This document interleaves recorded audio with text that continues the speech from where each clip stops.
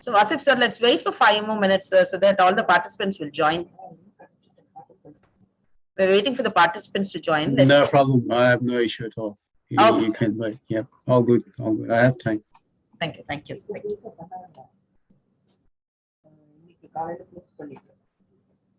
Okay.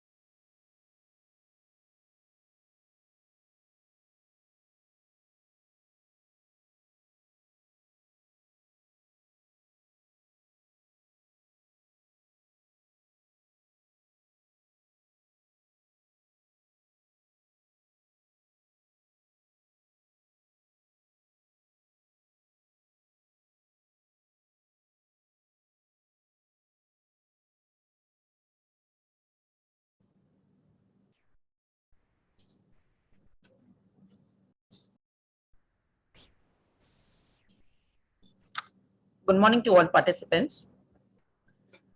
I welcome Dr. Raymond, Director, CDOE. It gives me an immense pleasure in welcoming all the participants for the first event on cybersecurity organized by the Center for Distance and Online Education. I deem it a great pleasure in welcoming Mr. Wasif Bhatti. I take privilege in giving a short introduction about today's guest speaker. Mr. Wasif Bhatti is a senior network security consultant with 20 years of IT networking, network security, and he has got a lot of network security experience. He completed his bachelor's in electrical and engineering science in Russia. He has got a great passion in digital technology, computer networking, and cybersecurity operations.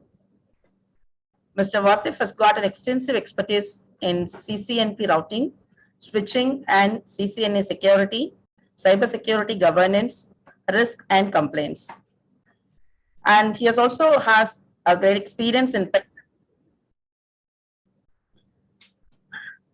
testing and vulnerability analysis. And he is also a lead implementer of ISO 27001 2013. Wasif has completed many industry certifications, notably CCNA, CCNP, and Cisco Certified Specialist in Core Security, Scout Certified Administrator, ITIL, and AWS Solution Architect Associate. And the list extends to a great length. Irrespective of his busy schedule, he always finds time to share his knowledge and experience with the students as a cybersecurity instructor in Victoria University, Melbourne. He has a great passion in teaching and loves to explain the concept with real-world scenarios and motivates students with hands-on demos. And Mr. Wasif has strong people skills and encourage individuals and organizations in achieving great heights or a maturity model when it comes to networking and cybersecurity practices. I welcome you, sir. I hand over the session to you to enlighten the participants with the cybersecurity trends and its challenges. Thank you very much, ma'am. You have talked too much about me, and I feel like I have done too much. I didn't know about that. It was a wonderful introduction. I really appreciate your time, and I really appreciate you guys invited me. Thank you to the organizers. Nowadays, definitely the cybersecurity is the paramount for all the businesses, especially dealing in finance, dealing in data. Plus, if you see the basic core business is networking. So before I start my presentation and start everything, cybersecurity is grown up now. I would say he's 20 years old now. So, the attackers can do more things now they were able to do like 10 years ago, right? They are more sharp and they have more tools available due to this automation, IoT, OT, so many things here, which I'm going to discuss in my presentation. So the flow of the presentation, it will be the basics. I'm not going to go so deep in the details, but I will give you the overview, what's going on at the moment and what we are teaching. And then we will discuss about basic threats, what we got. I'll explain you a little bit what the basic threats are. And then at the end, we will be talking about the main and very focused target, which is used by many hackers very successfully up till this minute. I would say is the social engineering. We'll talk a little bit about that too as well. So today's topic is cybersecurity trends and challenges. I hope you can see my screen. Yes, sir. Yes, it's visible. Right. I would request you all to mute, if you could possibly mute your session. So if you can mute your mics, otherwise I'll mute you myself, if you don't mind. I'll mute this. Yes, please. Thank you very much. Sorry about that. Right. So you guys see my screen all good? Yep. Yes. Nowadays we are sitting home and teaching from home. So this is the very first question I ask when I start my session, that can you see my screen? So I hope so you guys can see my screen. If I'm talking fast and you don't understand me, please do let me know so that I can slow down a little bit, because I sometimes become very passionate and talk too much. So you can stop me anywhere. If you like to ask anything, you are more than welcome. So we'll be discussing basically the trends going on at the moment and the challenges the businesses and the educational institutions are facing for the cybersecurity threats and cybersecurity techniques they are using. The exploits, the threats, and the vulnerabilities going on at the moment. And my most, I would say, my favorite topic, and that is basically governance, risk, and compliance in the networking environment. So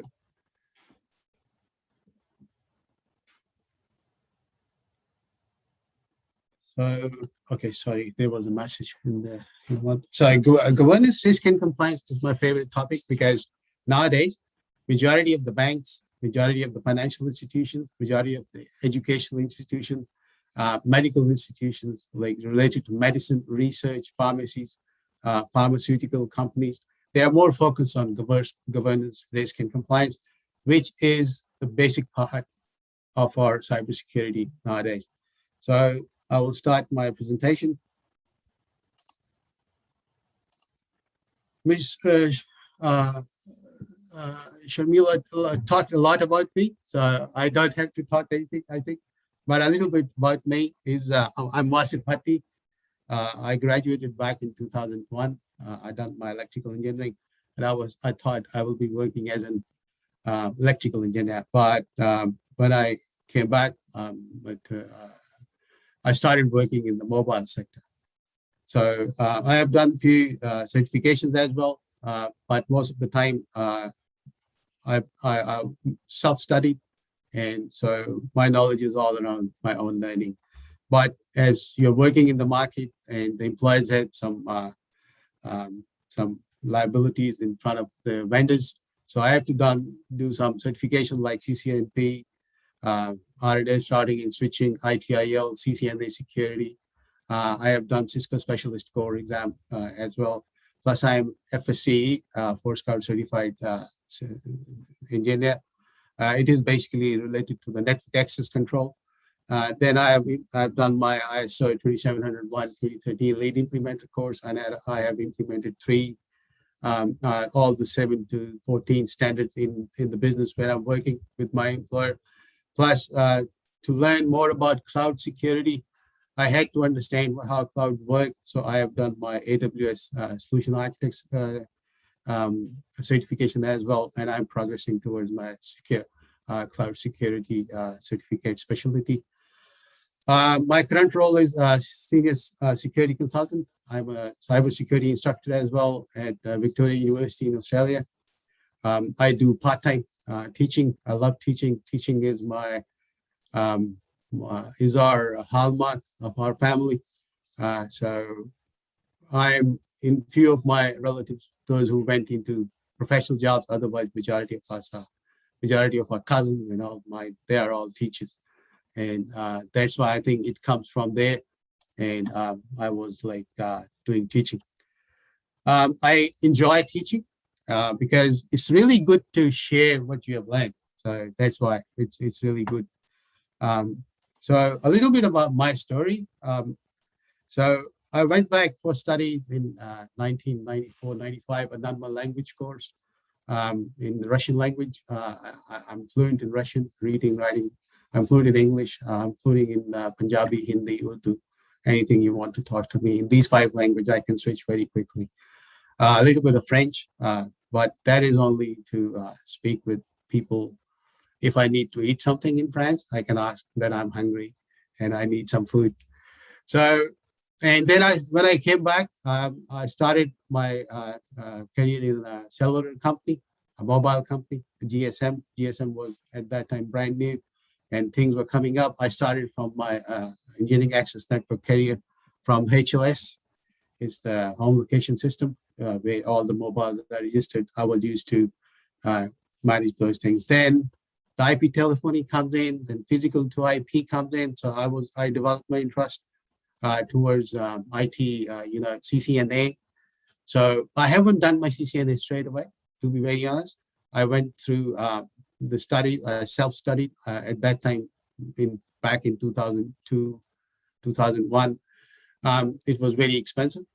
So I had to sacrifice a bit of my salary and then to learn the CCNA. So my dad told me to go self-study to save, not to spend too much on it, to be honest. And you can. Nowadays, it's super simple. In our time, it was very, very high. So I self-studied. I done my CCNA, and then I started right into the networks. Starting from IP telephony, I went into the network deployment. Then I developed the interest that how we're going to secure it. We have deployed it. So my mentors, they taught me how to use PIX. PIX was the very first firewall. If anyone of you knows about that, I can see a lot of people here of my age as well in the session. Then when I done that, then my employer asked me to go for further professional education, especially for vendor specific. So I done my Cisco certification. Then I went for my professional CCNP. Then I done my CCNA security. It's not retired, but I have done then the specialist core in security. Plus, as I said, done my AWS and all this. And then I'm still working and teaching. What we are going to discuss, what is cybersecurity? Cybersecurity 360 is basically including a lot of big canvas. We got infrastructure security, we got data security, we got security operations center. We call it SOC. It's a SOC, security operations center. Application, mobile security, IoT, OT security. It was IoT 2 years ago. Now it's OT as well. So things are coming in. So now operation technology security plus IoT. I will tell you why I'm saying it. Then the GRC, Governance Risk and Compliance, actually it should be on the top. Now it is coming on the top by the passage of time as more attacks are happening. Then cloud security, which is also paramount for the businesses, because businesses are moving on-prem to cloud, or they are having a hybrid solution. Then we got the good thing coming up is machine learning, which is an awesome tool. And then AI, artificial intelligence. And the last one, I haven't worked in it, but I can talk about it. It's digital forensic. So digital forensic is good for, if you can say on the social media, there's a lot of harassing going on, or a lot of frauds going on. So you can forensically check what's going on and how it's happening. So I will now further go and explain a little bit what is all this about. So we will be following the steps that we have. So infrastructure security, it could be physical. It is physical. Yes, not could be. It is physical. Plus your own soft skills come in there, and plus software skill as well. So infrastructure security is a security provided to protect infrastructure, especially critical infrastructure, such as airport, highways, rail transport, hospitals, bridges, transport hubs, network communication, media, the electricity grid, dams, power plants, seaports, oil refineries, and water system. You're going to ask me now, I'm here to talk about cybersecurity, and you're telling us about power plant, you're talking about network communication, you're talking about bridges. To be very honest, nowadays, in the Western world, even in India, Pakistan, subcontinent, things are getting digital very fast. Even your bridge traffic is measured now through sensors. And these sensors are known as OT, operational technology, right? They count traffic on the bridge, and even now they can sense how much maintenance is required on the bridge. So it's quite advanced. So, and it's a very vulnerable tool as well. Anyone can penetrate through that sensor. I will tell you a funny story after that. So then infrastructure security is physically required to be monitored. So nowadays, thanks to IT, we have surveillance cameras, and we have surveillance cameras which can follow and grab a lot of data for our systems and for our database. And plus, we have hospitals. Hospitals got now a very advanced tools. Like I start with the simple one is the ultrasound machine. So now the ultrasound machine is connected to the network, to be honest. So here's the ultrasound doctor or ultrasound sonologist. If they scan something, they simply upload the scan to the database of the hospital or the clinic or the practice, right? So it is connected to the network. But if you see the ultrasound machine, you can't control the security, right? You don't have any username passwords in there, or you don't have anything to secure that connection. So it's my job to securely actually connect that ultrasound machine to the network properly so that nobody can come in or grab very precious data in there for any patient, which is according to the privacy law, it's a person could be jailed for that if they breach media. Then we talk about network communications, and then we talk about oil refineries. Means every milliliter data is there. It's coming from the gauges in there. Their gauges are now fully automated. These gauges, these tanks, the storage, it's all automated. So, means it's all because of IT. So, infrastructure actually gives so many venues where our intelligent hackers can get in. Mind it, hackers are intelligent. They are into computers when they are 5 years old, 6 years old, right? They understand the language of computer very, very well, even better than me. I'm not saying I'm a guru, but I'm saying they are super intelligent in their time, and they know how much time they need to do anything. So that's why they work a lot on infrastructure, on the network infrastructure. Where's that network? How is it connected? Which system is coming in? Which path is ending where, and how they can penetrate in it. So there's a lot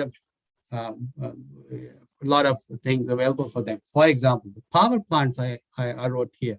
I especially mentioned power plant. Recently, a month ago or 2 months ago, in United States, they hacked their grid, and due to that, everything was shut down. Like there were no fuel supplies, there were no medical supplies, and the hospitals were on generator. Right, the life was on threat. So these infrastructure is critical. So nowadays, when you go for a commercial building or they're building something commercially, they are focusing on network security inside the infrastructure. So how they can physical access to that, or software access to that, could be secured as much as they can. Okay, then the next one is data security. Data security refers to the process of protecting data from unauthorized access and data corruption through the life cycle, right? Data security included data encryption, hashing, tokenization, and key management practices that protect data across all applications and platforms. See, nowadays, for example, we are in pandemic, right? And for this COVID, there are many online forms available. These forms are stored somewhere.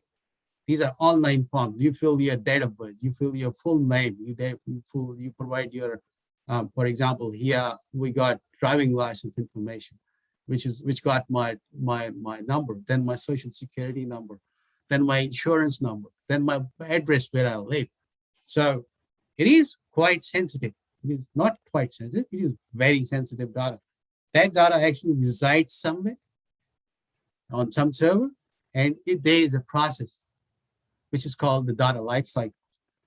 And I want my data to not to be infiltrated, or not to be copied, or not to be moved And if I have stored 2 kilobyte of a file, it should be 2 kilobyte of a file, not 2.1 or not 1.9. It should be 100% 2 kilobyte of data there. For example, I'm hypothetically speaking.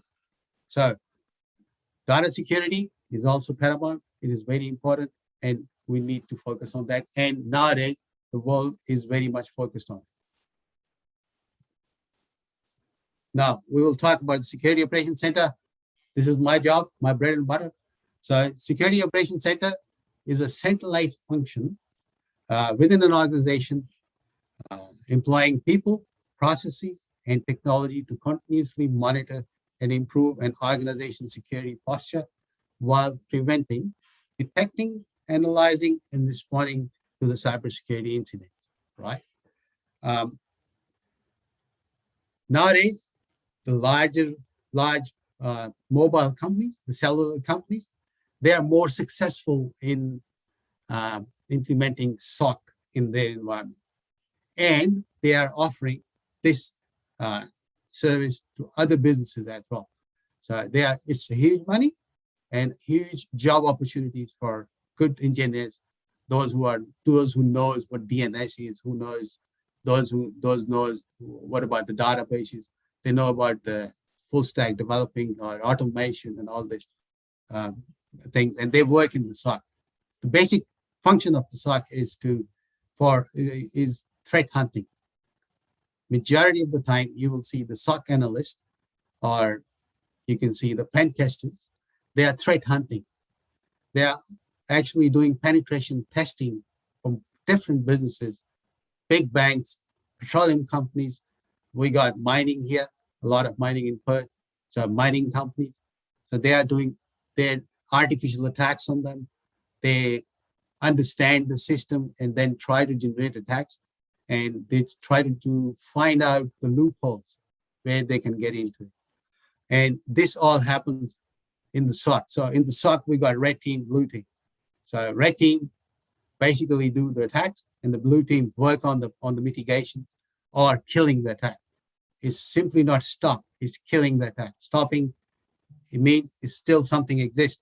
Kill means there is nothing existing anymore. So they kill it. So there is no more attack going on. So stop may move it again, maybe in 2-3 minutes, but when you kill the session or kill the attack, this thing stops 100%. The SOC acts like the hub or central command post, taking in telemetry from across an organization IT infrastructure, including its networks, devices, appliances, and information stores wherever those assets reside. Nowadays, in present networks, it's super easy to access any device, right? It's so much work has been done onto that to plug in or to wirelessly connect something. The proliferation of advanced threat plays a premium on collecting context from diverse sources. Essentially, the SOC is the correlation point for every event logged within the organization that is being monitored. For each of these events, the SOC must decide how they will manage and act upon. So nowadays, basically, there's a lot of work going on in governance and especially risk management. So cybersecurity, in my point of view, maybe I'm wrong, but I have read about a lot of articles and a lot of discussions, and I've participated in different sessions, and I have read and heard that risk assessment and management is the top point whenever they're focusing on cybersecurity, because risk needs to be analyzed, right? And it needs to be focused and mitigated before somebody comes in, right? The same as your house, where you live, your family, your children, your parents, you're living together, you're having fun, but your main door is closed, but some window in some storeroom is open. That is a risk. Someone can come in, right? So what we need to do, we need to close that window, right? So it's a very broad example I'm giving. So that's why. So the SOC basically look for the loopholes, look for the opening, look for the ports which are open. There are 65,565 ports in a single system. So just imagine how many PCs and laptops, watches, tablets, Alexa, Siri, everybody is working around you, right? And everybody is listening to you, right? Then I like mobile.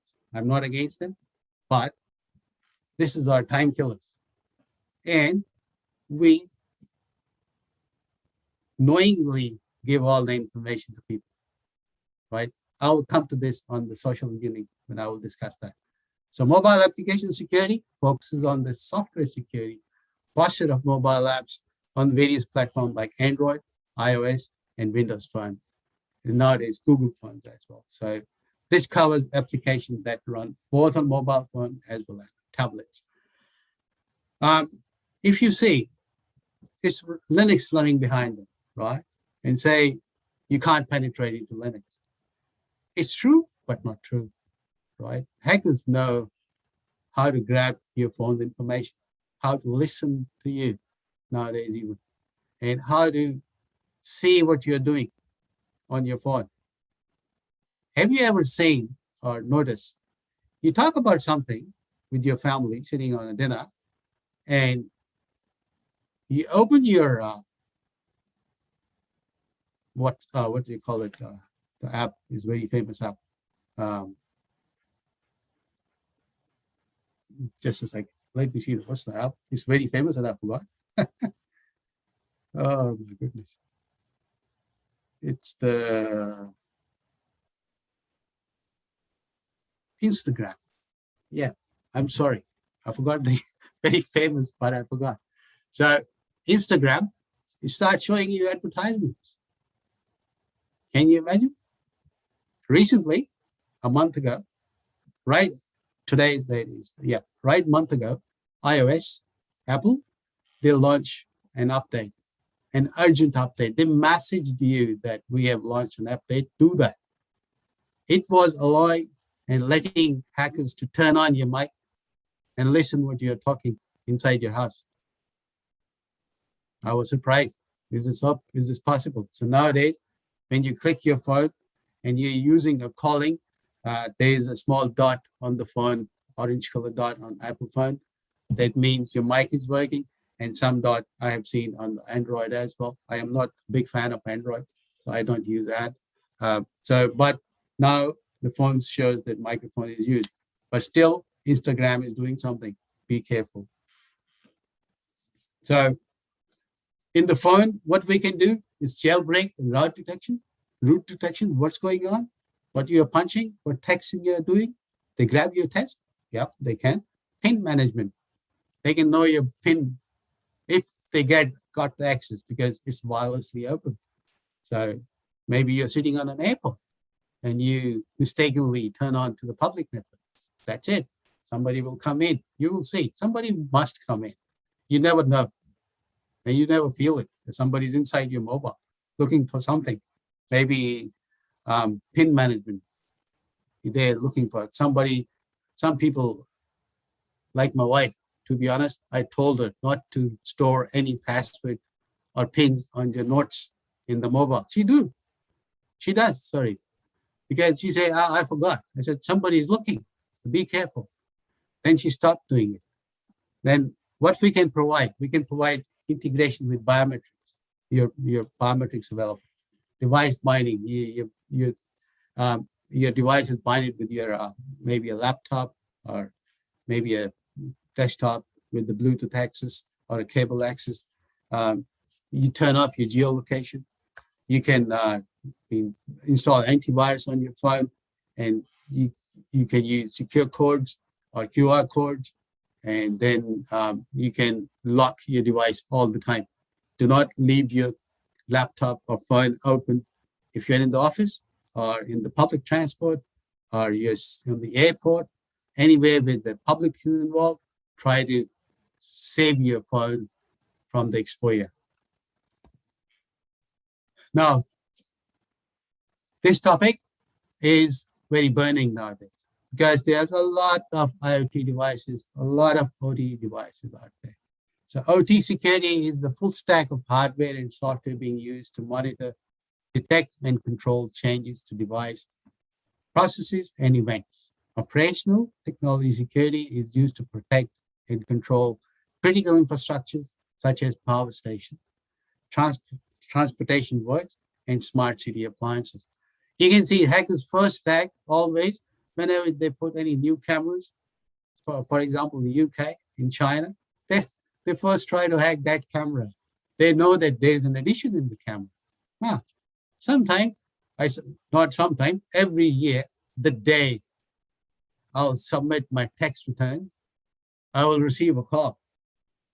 In Australia, tax office never calls. I know that personally. They always write you a letter. They never call you. It doesn't matter you paid your taxes or not. They will not gonna call you. The day I submit my tax return online, I'll get a call. I wrote this to the tax ATO office, Australian tax office. This is the third year, 4 years, and recently I received the call as well. I said, as I submit my return, someone called me in a day or two time. Why? And to be honest, since last year, there is investigation going on. It was not just me complaining. They have received 1,700 something complaints with the same question, that why someone calls me. So that's why operation technology systems, you need to, because it's a lot of data in there. So they have to be secure 100%. So what is the IoT security? IoT security is a practice that keep your IoT system safe. IoT security tools protect from threats and breaches, identify and monitor risk, and can help fix vulnerabilities. IoT security ensures the availability, integrity, and confidentiality of your IoT solutions. What are the basic IoT solutions? You know, your Google Mini, your Alexa, your TV, your coffee machine, your oven, your microwave oven. They're now connected. They're IoTs. They can't control themselves.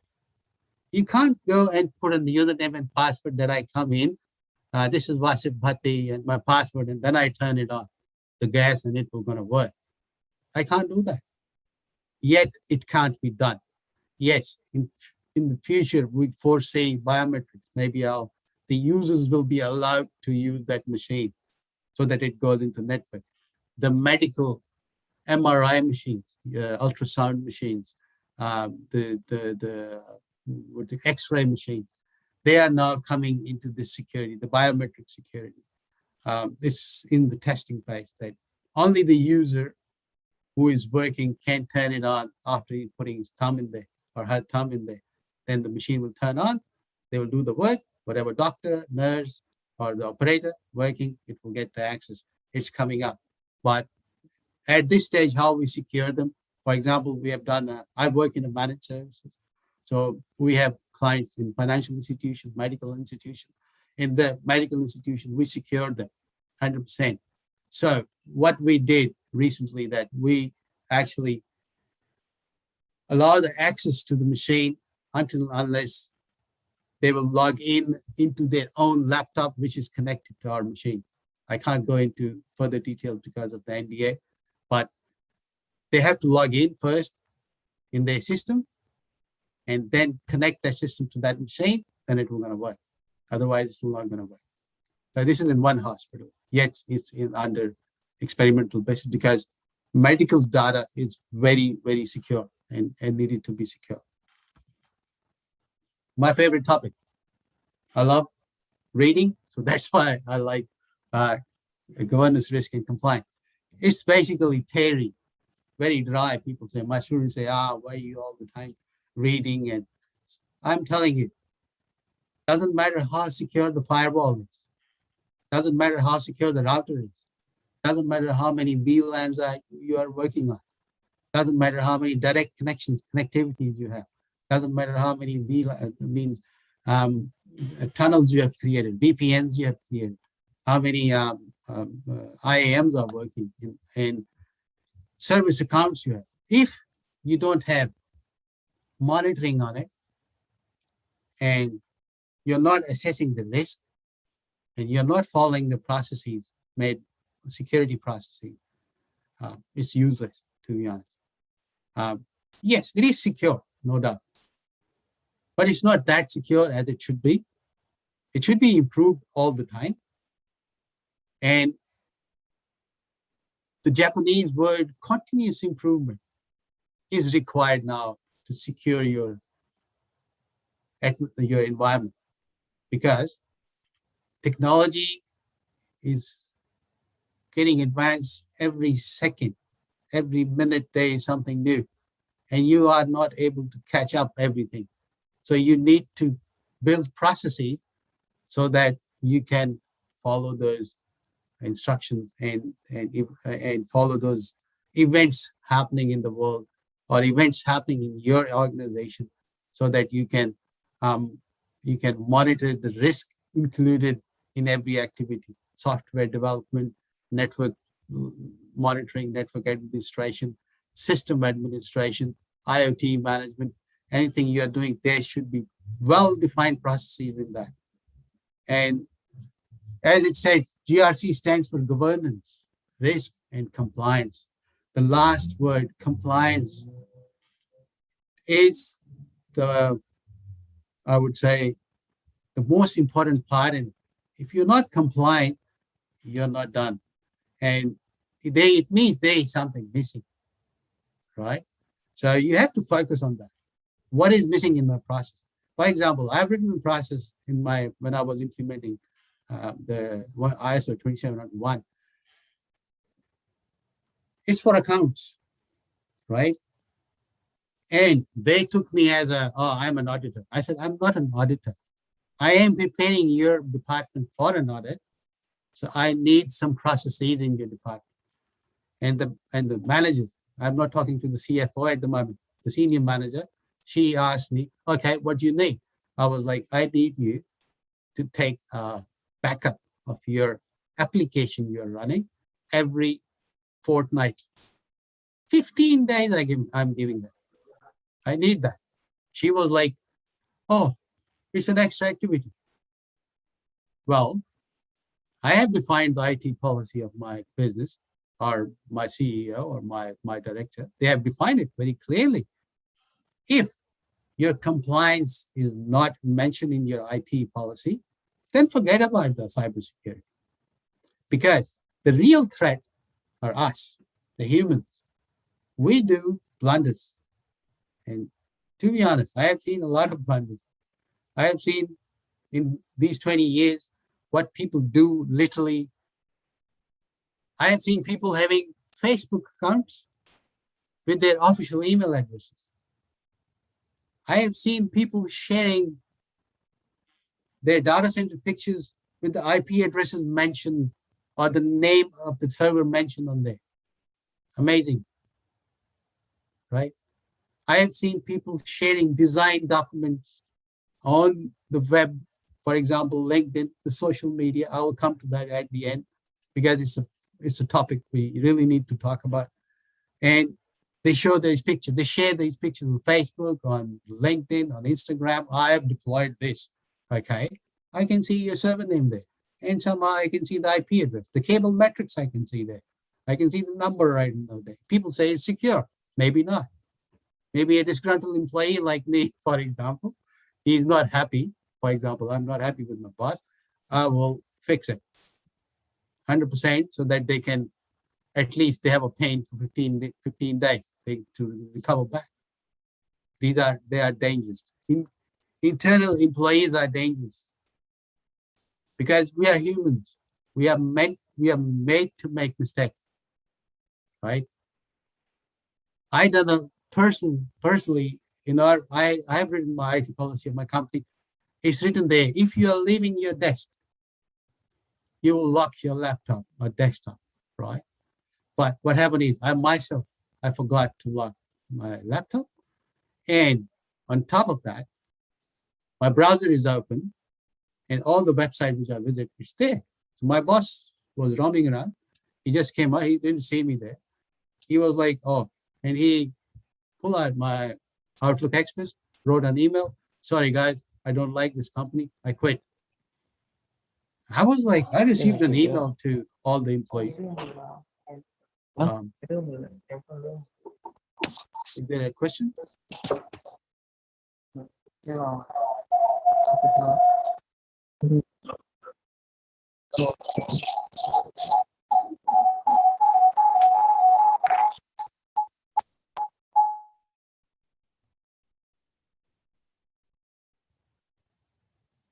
Oh, good.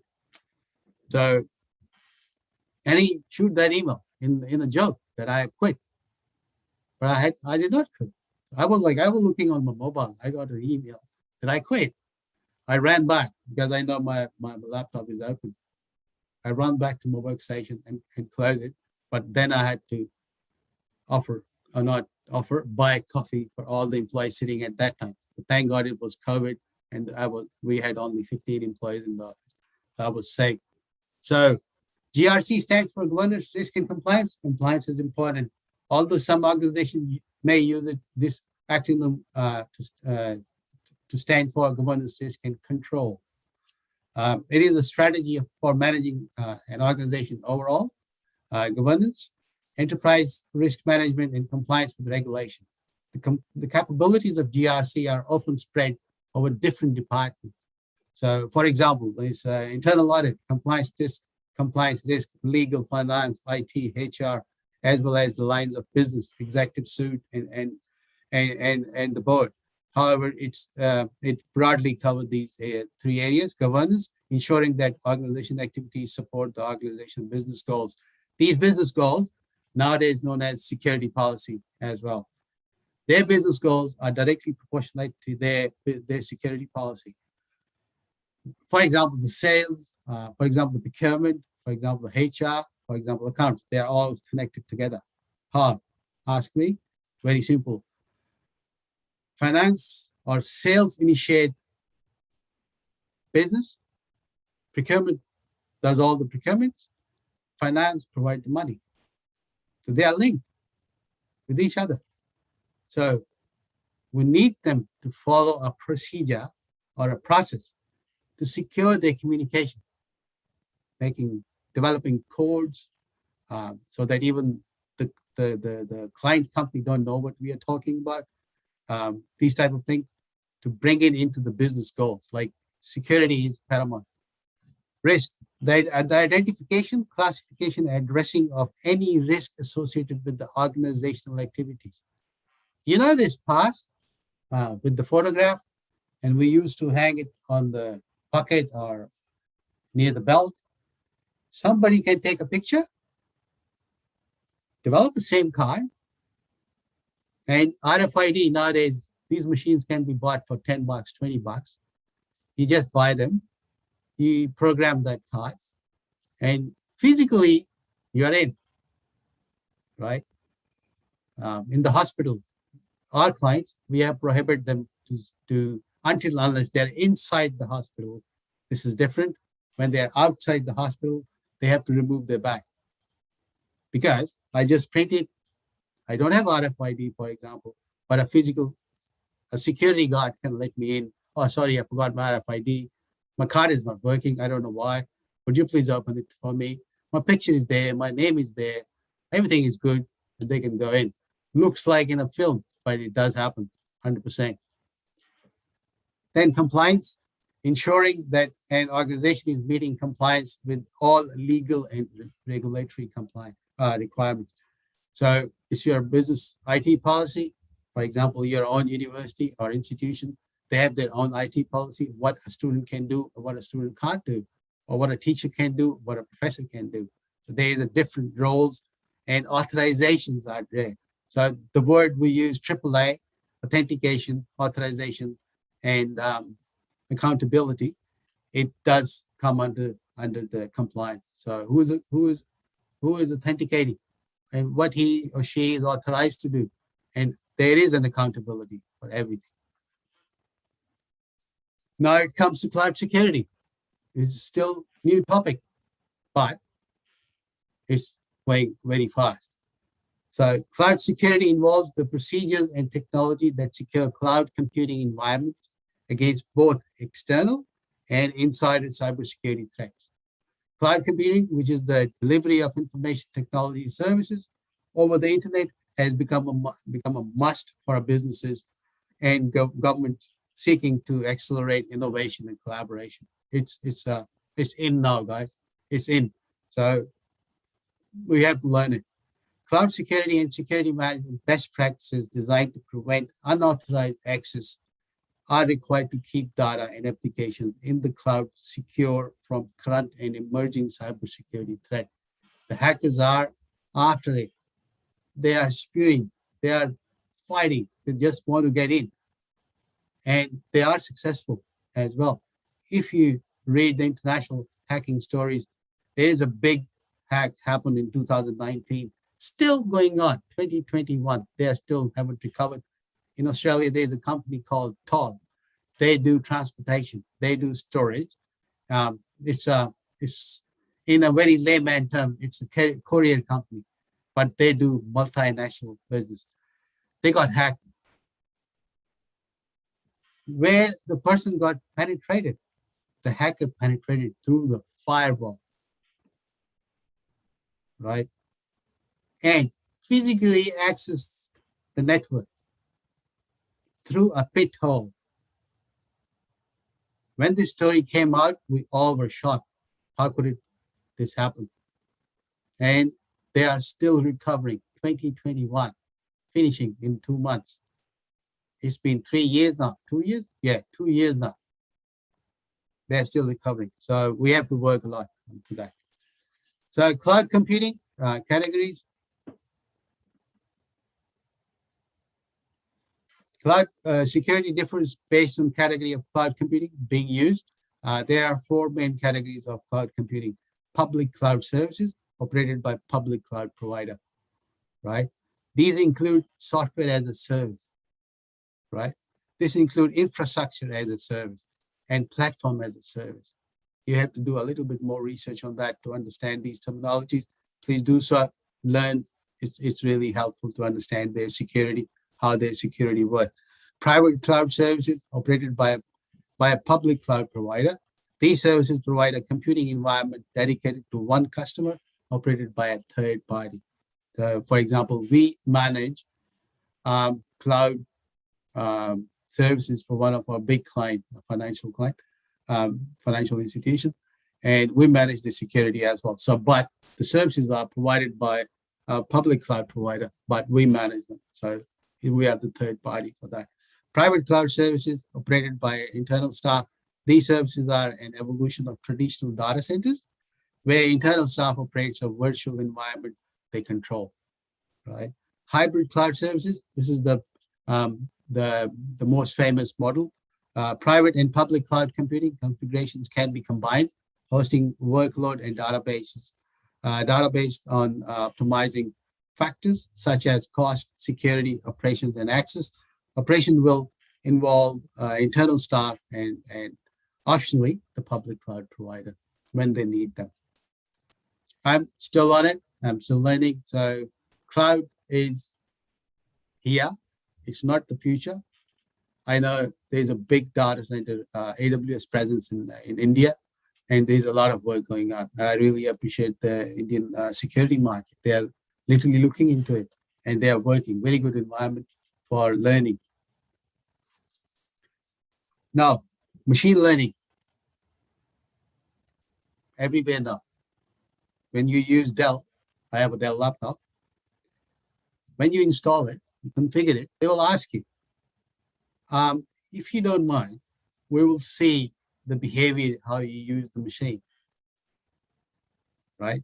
So now Dell knows, point to be noted, my Dell laptop, Dell sent me a message not a long time ago that the dock where I connect my monitors and my hard disks and my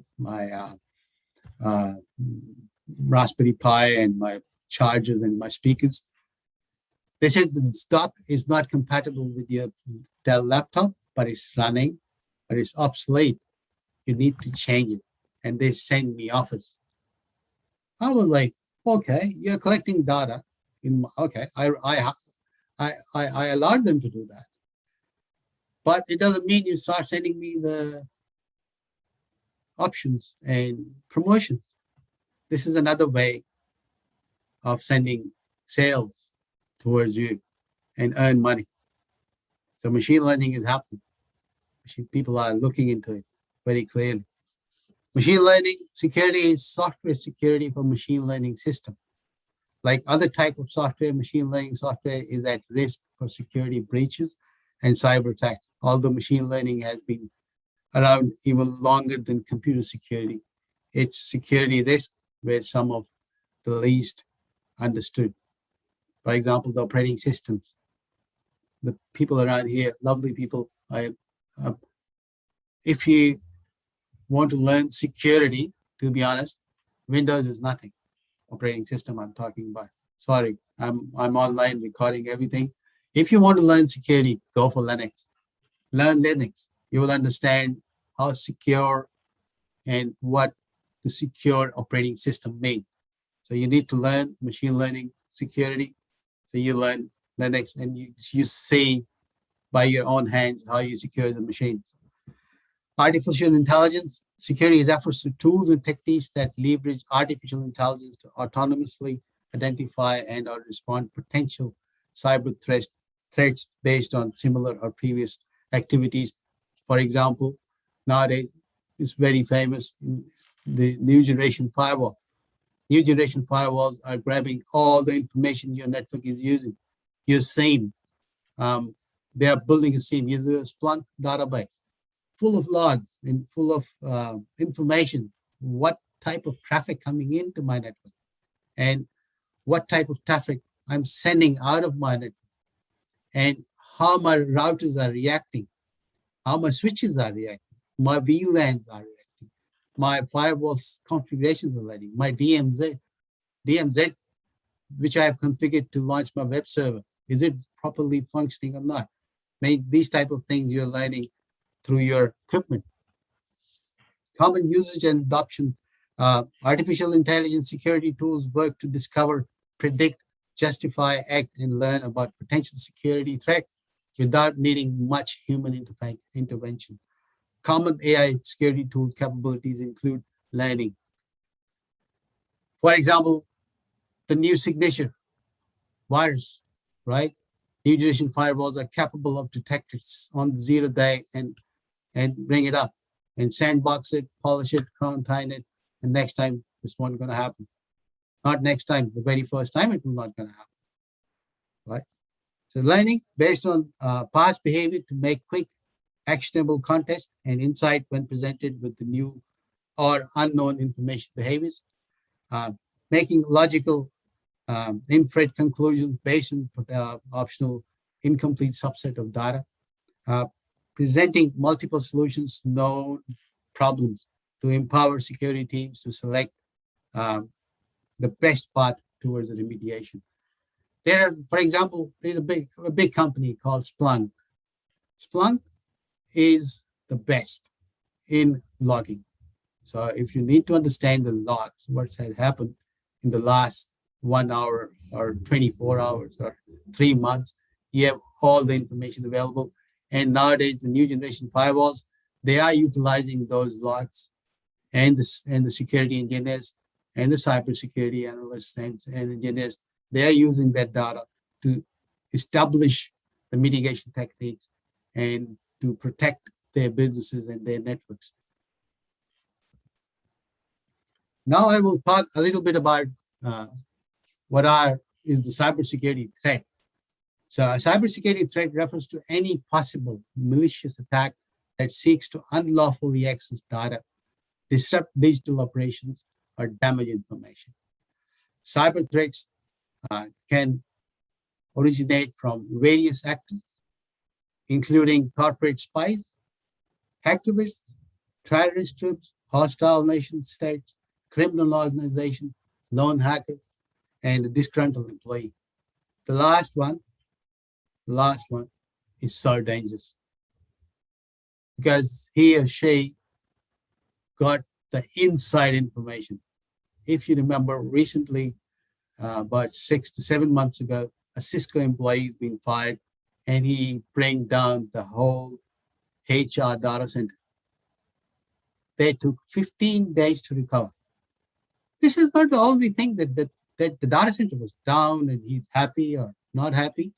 The time, the effort, the money you're going to spend on it to bring it back to the original state, the time wasted, the data you lost. They were lucky that they had the recent last night backup available, but to recover it, it took them quite a bit of a time. These are the things which are required. If there is compliance, then this wouldn't have been happened. For example, the compliance is employee is being fired or he's leaving or she is leaving. We have to stop his or her communication with the company's network. The Active Directory account needs to be deleted or the access being removed, right? This hasn't been done. Why? There was no compliance on it. That's why. In recent years, numerous high-profile cyber attacks have resulted in sensitive data being exposed. For example, the 2017 Equifax breach compromised the personal data of roughly 143 million customers. My goodness, 143 million customers, including date of births, addresses, social security numbers. In 2018, Marriott International disclosed that hackers accessed its servers and stole the data of roughly 500 million customers. My goodness. In both instances, the cybersecurity threat was enabled by the organization's failure to implement, test, retest technical safeguards, such as encryption, authentication, and firewall. I don't know why, because I remember 5 years ago, if I go to my boss and say, there's a new firewall. You need that? The other one is good. It's working. Okay. The institutions never spend money on that. But now, first thing first, they ask first question, how are we going to secure it? Which new generation firewall we're going to use? Are we going for Palo Alto? Are we going for FortiGate, which is Fortinet, right? Or are we going to put any network access control, for example, Foresky, for example, Cisco ICE, right? They ask these questions. Okay, what profiling we're going to do? What type of profiling, posturing they're talking about, right? They are talking about the interesting traffic. How many VPNs we're going to develop? Which technology we're going to use in VPN? IPsec, okay. SSL or non-SSL? These are so many questions which we usually need to answer when we dealing with the new client. Cyber attackers can use an individual's or company's sensitive data to steal information or gain access to their financial accounts, among other potentially damaging actions, which is why cybersecurity professionals are essential for keeping private data protected. Encrypted, 100%. Use Python encryption. Synchronous, asynchronous, doesn't matter. I don't care. Put the encryption in there. And the type of threats, I've taken this picture from Stealth Lab, malware. This is very old, but still working and still young. Phishing is with the P, not with the F. In both cases, it's dangerous. So phishing is normal, common. You're receiving maybe email from a parliament that you have been asked for a justice for the jury. And once you click, that's it, you're gone. Spear phishing. Spear phishing is for our bosses. Then man in the middle attack, denial of service attack, SQL injection, which is more common.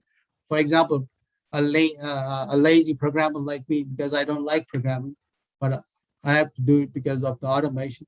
I will copy it from Google, right? I want to copy that because I want to save my time. I don't want to kill my head, hit my head on the wall. I just want to do this.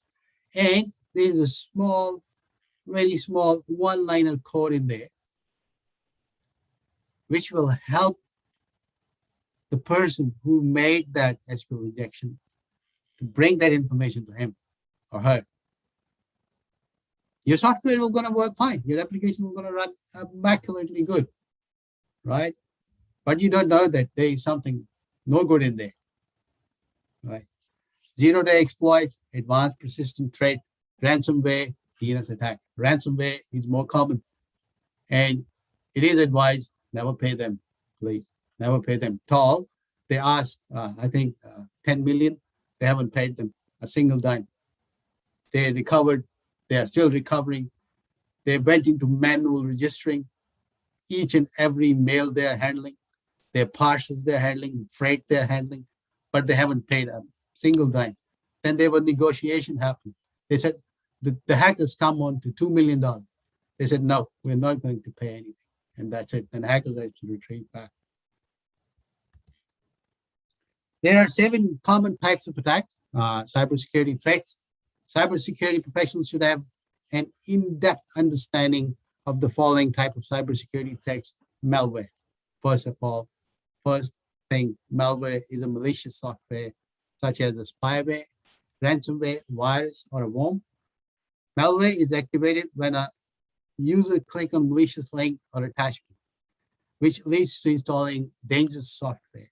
Cisco reports that malware, once activated, can block access to the key network components. Right? That's it. You're encrypted. Your password doesn't matter. They are in. The straight goes to your DNS. Domain name server. Your domain controller. Right? And they will first thing they can cancel or they can kill is your Active Directory session. That's it. Stop, encrypted, lock. You can't access. You cannot. You can authenticate due to maybe your cookies, but you're gone. Right? Then install additional harmful software. Covertly obtain information by transmitting data from the hard drive. Easy. Nowadays, simple. Disrupt individual parts, making the system inoperable. Means they will seize everything. Right? The things will be closed, like in movies. That is true. This happened. But you don't read it on the newspaper because once I have asked to one of the meeting I've attended in Australian cybersecurity and a committee, I asked them why we don't simply, it was a stupid question, but I asked because I never say it's a stupid question. So I asked them why you don't advertise it. You go to the news and media and everything, tell them these are the people that are doing it. They were like, why should we make noise? This will encourage them. This will give them the fame. No need of it. Don't pay them anything and don't take their name. Disrupt individual parts, making the system inoperable. Then emoted, the Cybersecurity and Information and Infrastructure Security Agency, CISA, describes emoted as an advanced modular banking Trojan that primarily functions as a downloader or dropper of the banking Trojans. Right? Emoted continues to among the most costly and destructive malware. Denial of service. This happened, one of the bank here, I don't want to take the name, a new internee and a very new intern. Not his Facebook account is having everybody, maybe a 10 years or 5 years old kid have a Facebook account through his parents. But just to keep it private somehow, I don't know, that poor girl opened a Facebook account with her company account email. That was fun. What do you need in pen testing or as a hacker? For example, for me, I would love to take the domain name in there. That's it. Then I will start phishing. Then I'll start smishing. Smishing is a new term now. I will get the numbers. I will get all the details. I'll go on to LinkedIn. Simple. Social engineering will be the last slide, which I'll talk about. I'll take all the information. I know more about Ma'am Sharmila than she knows herself because I've already checked everything. Who is she? Who I'm going to talk to? For example, my lovely friend here, Sadiq. I know more about him. He don't know majority of the things he do in his technological world. Unintentionally and unconsciously, we provide a lot of information. Then denial of service. A denial of service, DOS or DOS, is a type of cyber attack that floods a computer or network so it can't respond to the request. A distributed denial of service attack does the same thing, but the attack originates from a computer network. Cyber attackers often use a flood attack to disrupt the handshake. It's a very simple process, but they disrupt the handshake, which is called three-way handshake, sync, sync. So it's been disturbed, process and carry out a DOS. Several other techniques may be used, and some cyber attackers use the time that the network is disabled to launch other attacks. Botnets, they open the port, they wait for that. So the other system is other people are coming in, they're attacking. One person established the link, and then he is penetrating or she is penetrating through that port, and they are in. So several other techniques like launch other attacks. A botnet is a type of distributed denial of service is which millions of systems can be infected with malware and controlled by a hacker, according to Jeff Malonick of Networks and Information Technology Security Software Company. Botnets, sometimes called zombies, and zombie system target and overwhelm a target processing capabilities. Botnets are in different geographical locations and hard to trace. The best thing they do, the DDoS, through the bots. They control maybe 500, 600 to more than 1,000 computers, and they then simply tell them to attack on one poor server. So, which could be, the packet size could be very heavy. So they can open the port, just like you put something inside the door and then someone goes inside it. It's the same like story. Man in the middle attack. Occurs when hackers insert themselves into a two-party transaction. After interrupting the traffic, they can filter and steal data. According to the Cisco, MITM attacks often occurs when a visitor uses an unsecured public Wi-Fi network, especially on the airport, you will see. Right? On the railway stations, for example, now, they are Wi-Fi, they are publicly Wi-Fi. Very, very dangerous. Okay. For example, on the airport, you need to use it. You're not roaming. You need to use the data. Please do so, but don't do online buying. I'm telling you, the time you click online buying, you will not going to know your credit card's being hacked, being stolen. Right? It's 25 out of 100% chance that your card is gone or your phone number is gone. You will start receiving emails from right, left, center, different promotions. You will say, how this happened? One of my students, I worked with him then, and we cleaned everything. He was receiving emails from 1,500 plus products, which he never ever thought about. I asked him, did you use your mobile phone browser to access something? He was like, I bought something in Singapore through my mobile at Melbourne Airport, right? And that's it. And I'm receiving these emails since then.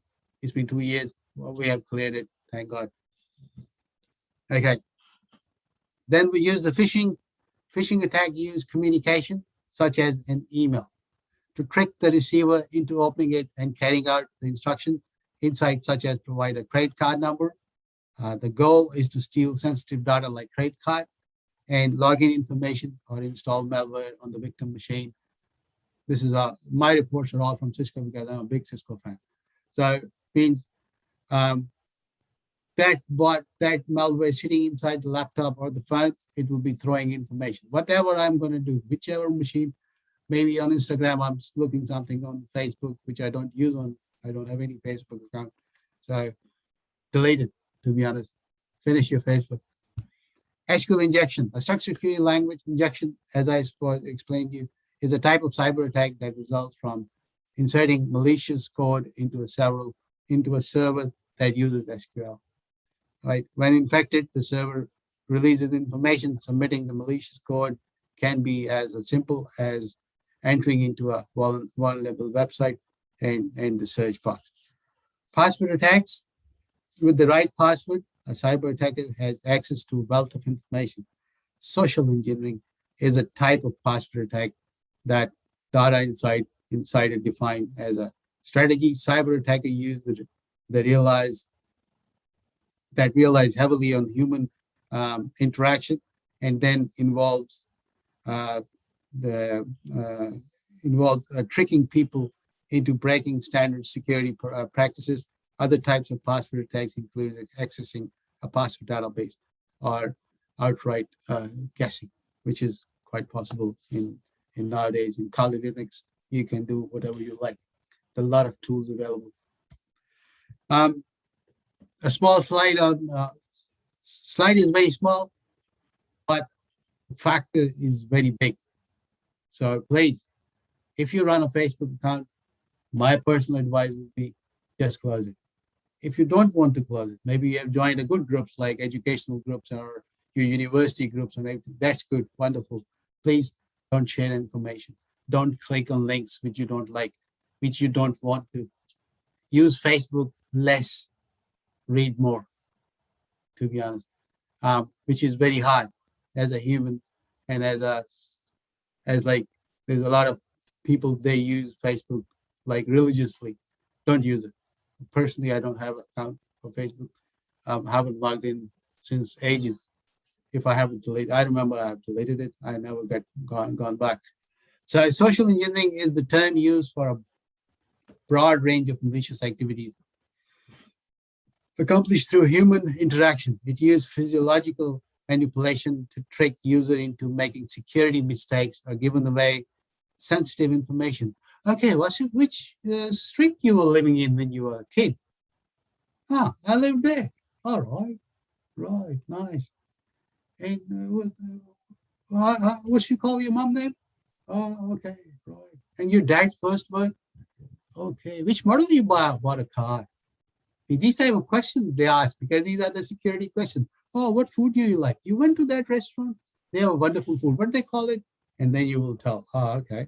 I'll say that you go to, for example, McDonald's a lot, and they got a spicy burger there, and the burger called McSpicy, and I put up your favorite food McSpicy in a medium meal with a Coke Zero. Okay, so I went to McDonald's. They got something spicy. What they call it? McSpicy. Ah, okay, nice. And then I'll go back. I'll see how your Facebook works, whom you're friends with, how many girlfriends you have, how many friends you have, where you go, what you like to shop.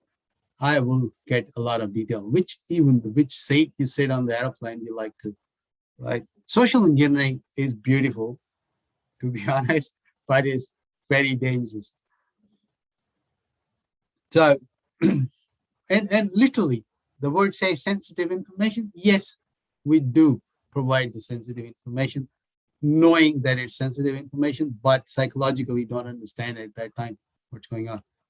Social engineering attack happens in one or more steps. Preparator first investigates the intended victim to gather necessary background information through Facebook, LinkedIn, Instagram, Twitter. I will see what Sadik is doing.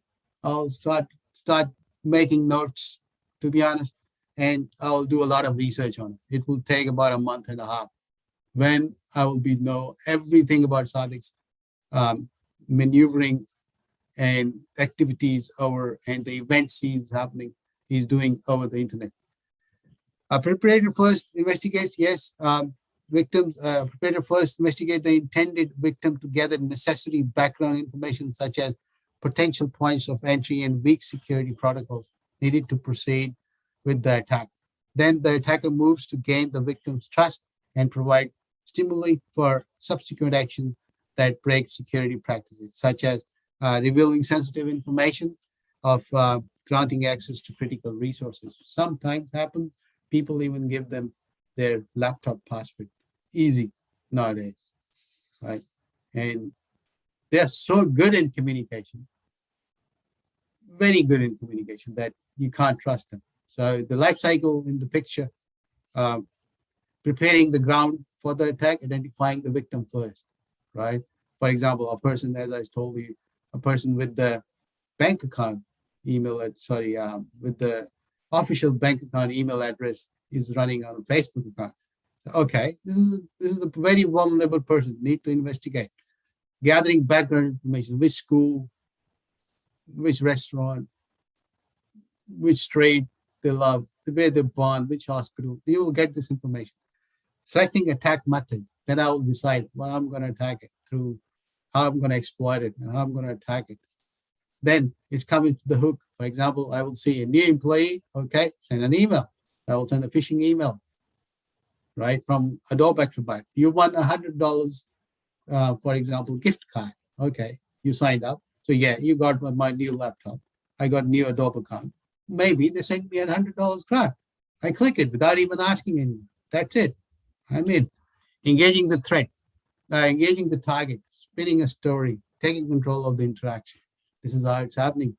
For example, through the email, I send an email because I know a new employee, new laptop, new application installed. For example, Adobe Acrobat. Okay, there's the fish. Catch it. Send them the email with the link.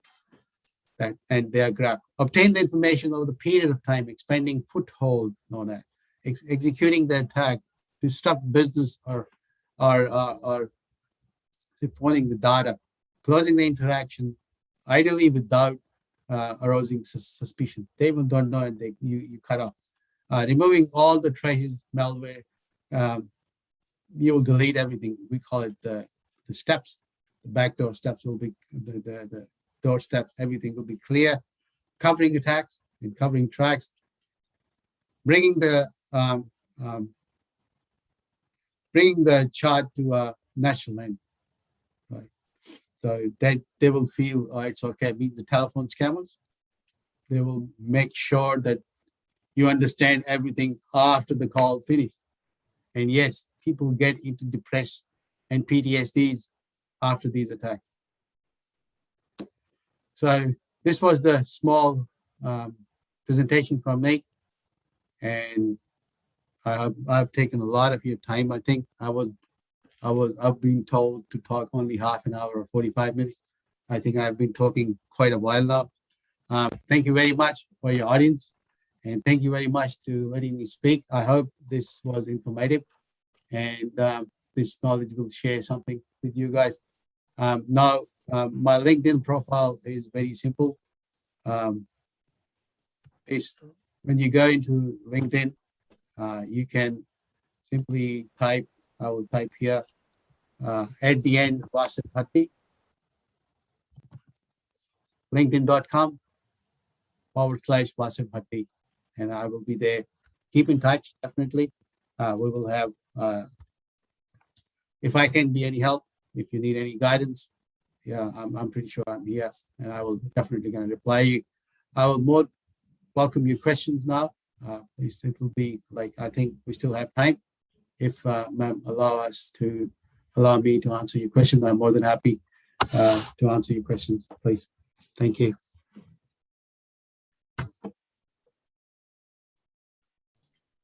The participants, if you have any questions, you can just put up.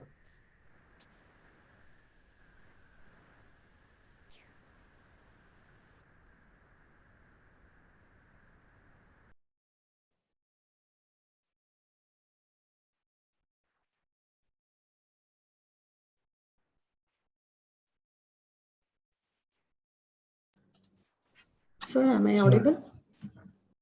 Yep, please go ahead. Sir, I'm from Coimbatore, working in a Commercial College as a professor. Is it really more demand for cybersecurity professionals? Nowadays, it becomes a more fashionable word. Is it really the exact requirement of experts in this field? Definitely. Sorry, I missed your name.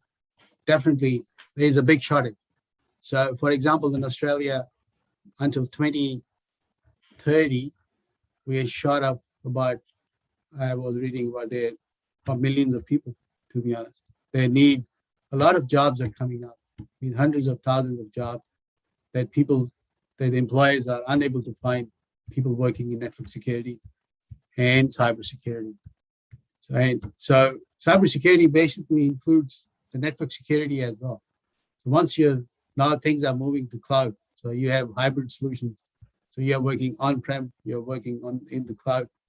So you need experts, those who understand what the network security really is, how you can secure the network, how you can secure the router, what are ACLs, how you implement ACLs. So basic CCNA qualification can cover this all.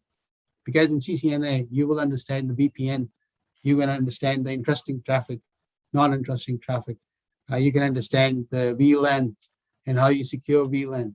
You can understand the authentication, what type of authentication I should use. I should use SHA, I should use MD5. So these type of things, definitely. Market is really short of cybersecurity analysts. There is a SOC here in Optus. They're all the time advertising that we need people to work with us. In governance as well, in operational security as well, in security operations centers as analysts, in red team, in blue team, people are required. So my advice will be learn Linux, learn about security, start from firewalls, and then go through some ISO, the standards, because standards are the thing which will help you to build your security skills more. I hope I answer your question. Yes, sir. And one more question from my side, sir. Yep. Is it necessary that students compulsory they should do any certification courses to be employed in a cybersecurity field? Very good question. And I try to do a very good answer to that. So the thing is, if you don't understand the network, how the network is being architected, and how my small or my enterprise network or my institutional network is working, and I don't understand the basics of the connectivity and the basics of the networks, what protocols are running, how many VLANs are running, what VLANs are, why we create VLAN, why I need to secure my router, why I need to put a password on my router, why I need to create users on my router, how I can authenticate with my my switch to my how I will authenticate my employees, which are network admins, to the switch or to the router or to the firewall. So to understand this all technology, CCNA, Cisco Certified Network Associate course, is a foundation for that. I will tell you, hey, I sometimes we hire, right? So people send us resumes.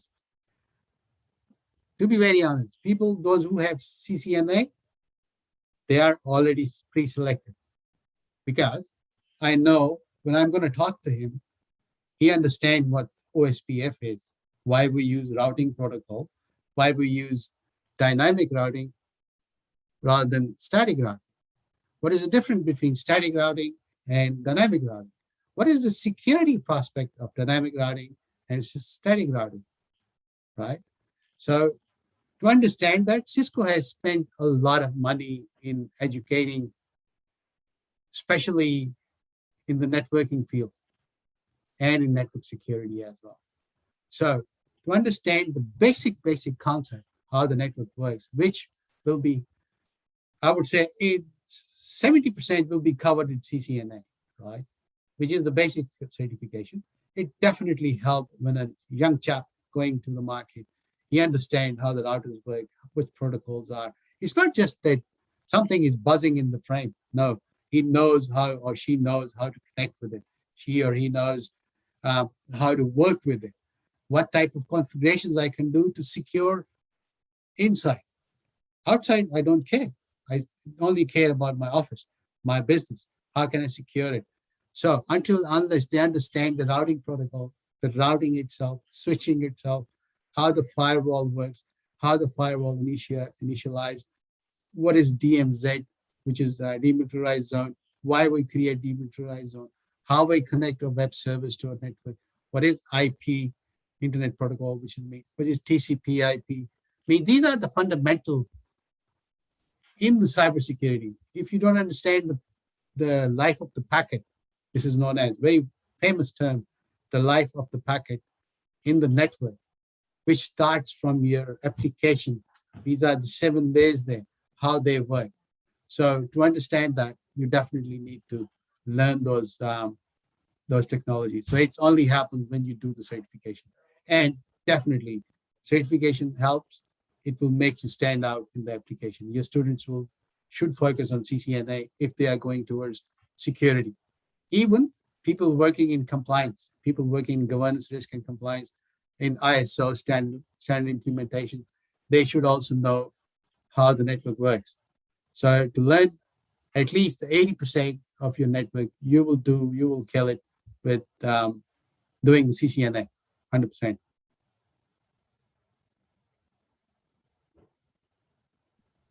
Yes, sir. Thank you, sir. You are. So I have a question, sir. Okay. So Bitcoins are like they are gaining momentum, and are cryptocurrencies safe from theft? Like, how actually it is secure? And can you just share your views on that? Well, myself personally, if you ask my opinion, I'm not a big fan of cryptocurrency. It's people are saying it will be beneficial. In my opinion, it will not. So if it would have been, it would have been already taken over or stock exchanges in India, Pakistan, Wall Street, somewhere in the Australian stock exchange. They have been killed it, but no. This is, in my opinion, maybe it's a good source of income, yeah. But to replace it, it will take time. It will take a lot of time. I'm not against them. It's a good technology. Things are coming in. People are earning money. The young chaps, they're spending a lot on that. But majority of the time, I haven't heard very successful stories.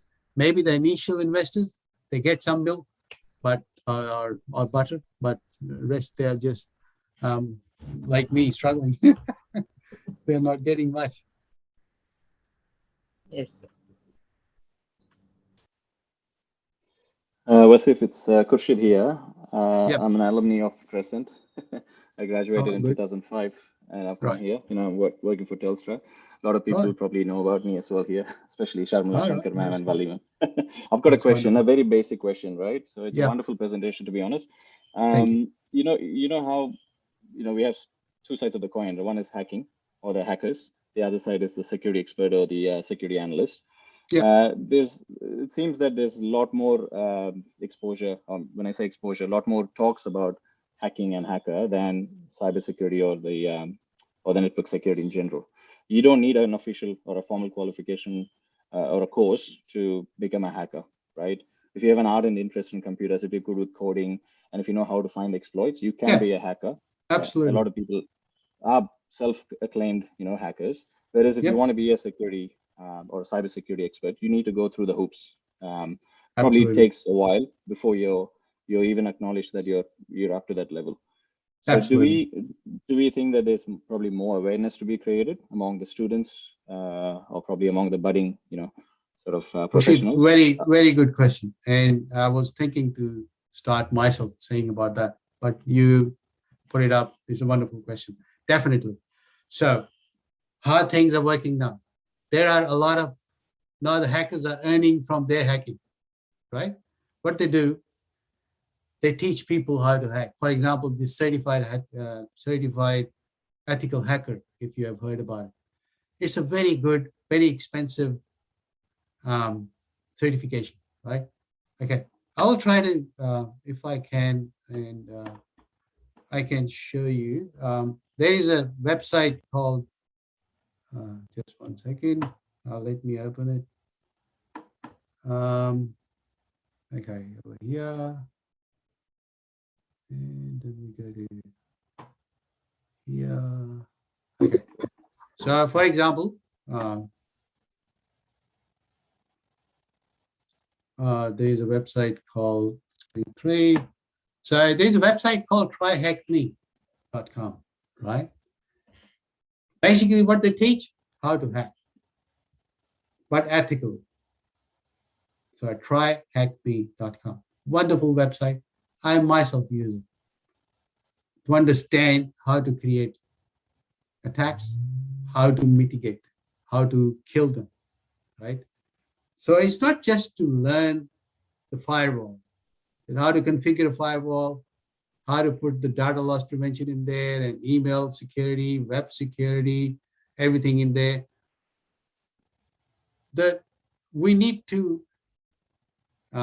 make our new generation who's coming into security, especially into cybersecurity, to learn the behavior of the users, and to understand itself the operating system, right?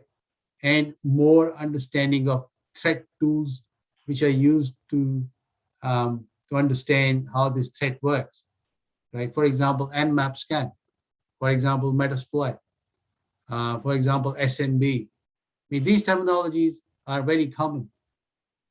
You should know them, right? The new generation kid, they should understand it. They should understand how it works. For that, definitely. For example, the cybersecurity diploma, which we are teaching, like definitely, we teach them how to do these things, right? So what happened is when they go through it, the technique or the tool, for example, the Metasploit, right? They understand that how it works, how it performs the attack. So it's good for them to learn how to kill that attack, right? Not just to stop them or mitigate them, just to kill that attack. And what strategy is coming up. So the concept of red team and blue team.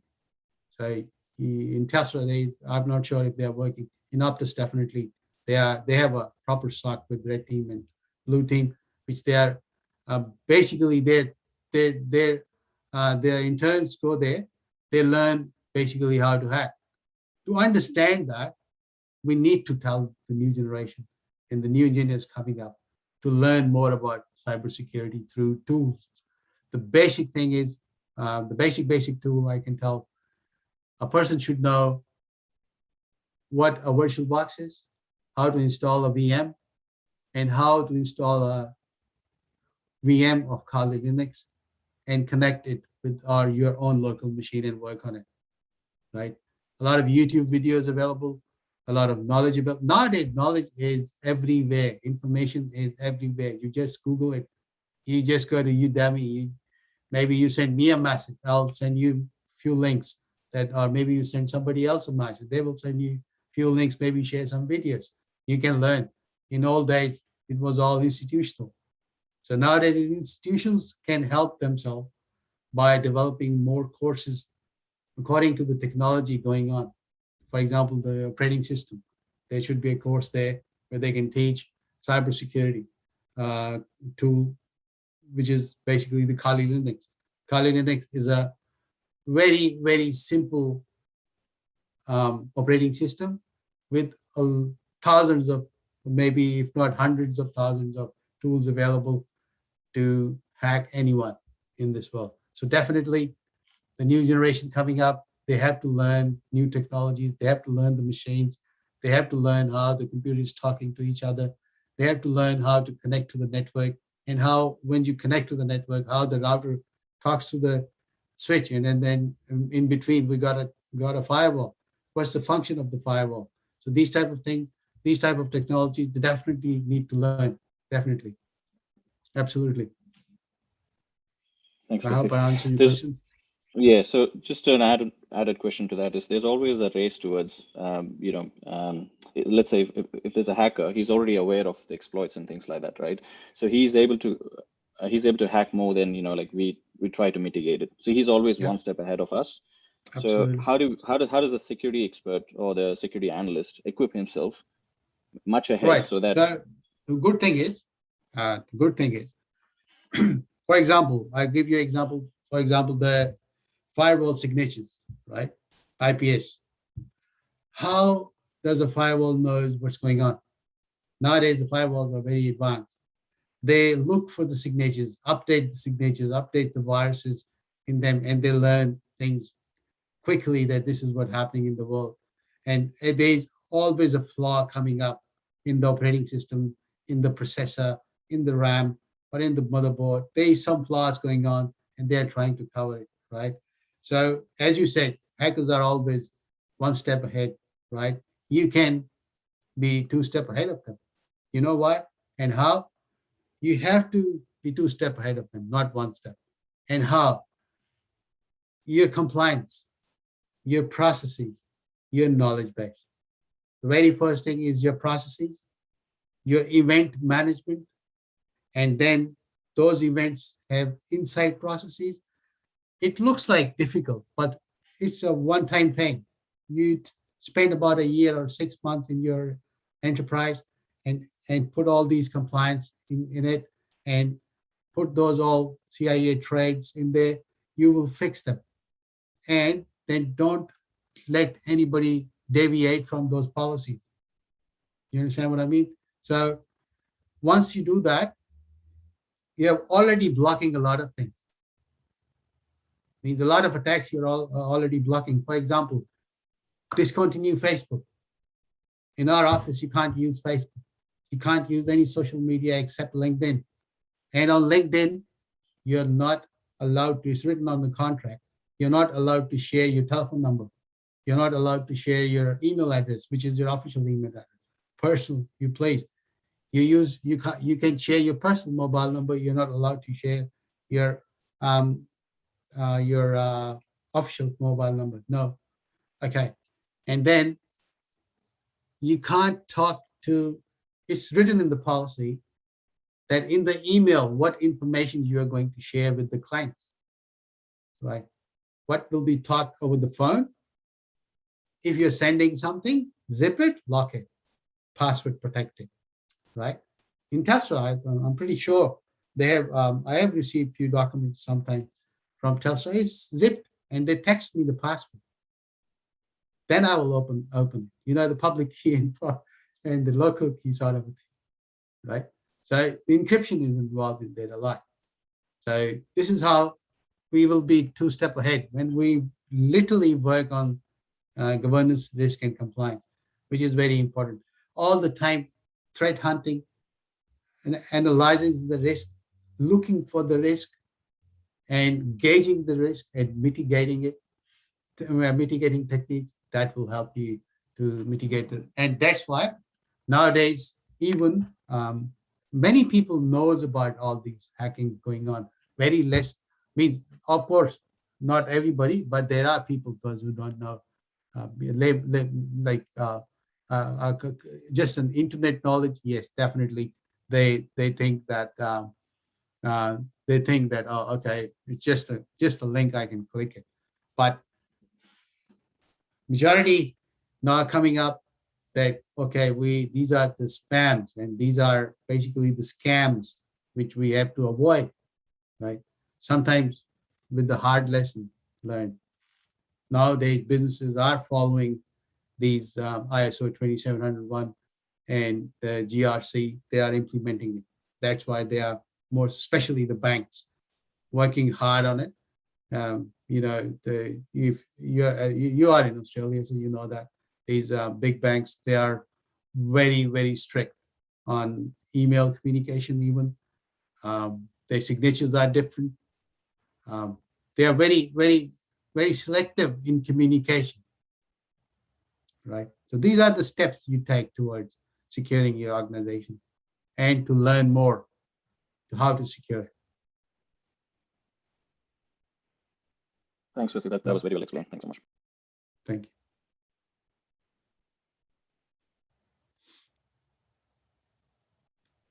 Anyone else? Any other question?